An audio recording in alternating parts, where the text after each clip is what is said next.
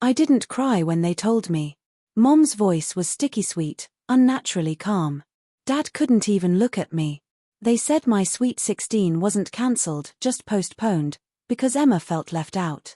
I still remember her standing behind them, pretending to look guilty. Her nails were painted the same soft pink I'd picked for my cake. I didn't argue. I just smiled. That night was the quiet moment I stopped being their daughter and started becoming myself. Emma had always been the golden child, brighter, softer, louder. If I scored 90, she scored 95. If I sang solo, she accidentally hit the higher note. Our parents said comparing us was unhealthy, then did it anyway every dinner, every story. I learned to stay quiet. She learned to shine. By 16, I thought maybe, finally, they'd notice me. I saved my tutoring money, planned every decoration myself, even added Emma's favorite songs to the playlist. But the night before the party, she cried. Said she felt forgotten. Said no one cared. And just like that, my birthday became her therapy session. They told me to be understanding. I was. It's strange, betrayal doesn't crash in like thunder. It leaks in slow, calm, deliberate. The next morning, I began to pack not bags, but intentions.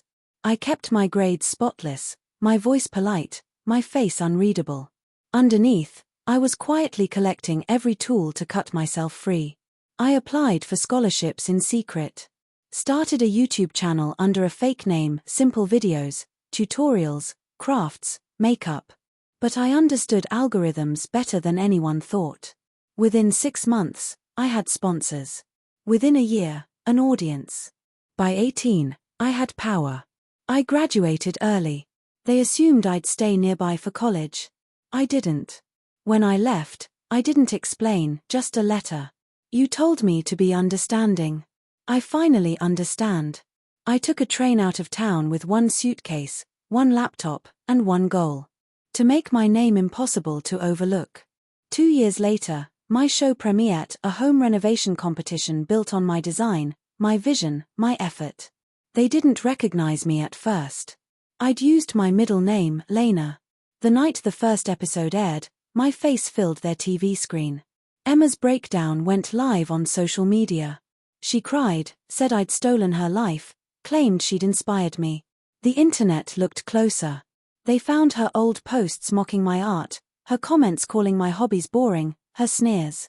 And the internet never forgets cruelty, it archives it. Her reputation collapsed overnight. Sponsors withdrew. Followers turned.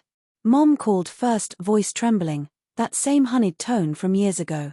Sweetheart, can we talk? Emma's, she's having a hard time. She says you. I cut her off. I'm busy filming, Mom. But tell Emma I'm proud of her. She finally got people to notice her. Click. They tried to rewrite the story, family therapy, public apologies, joint videos. But I knew their pattern: guilt, control, erasure. I'd learned that song by heart. And I refused to dance to it again. Months passed. The show hit #1. Talk shows called. They asked about my journey. I told the truth, just not the names. I'd learned early that silence isn't weakness.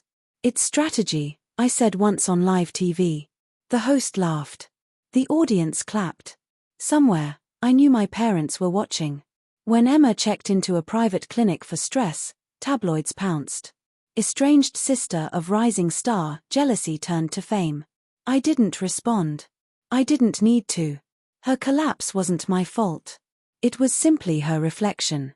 I'd just held up a mirror large enough for everyone to see. Sometimes I think about that cancelled Sweet 16. The pastel balloons, the unbaked cake, the invitations never sent. Funny how they thought that night would humble me. It did, just not the way they intended. It taught me that love built on silence isn't love. It's submission. It showed me that the quietest revenge is success, spoken softly, in your own voice, on your own stage.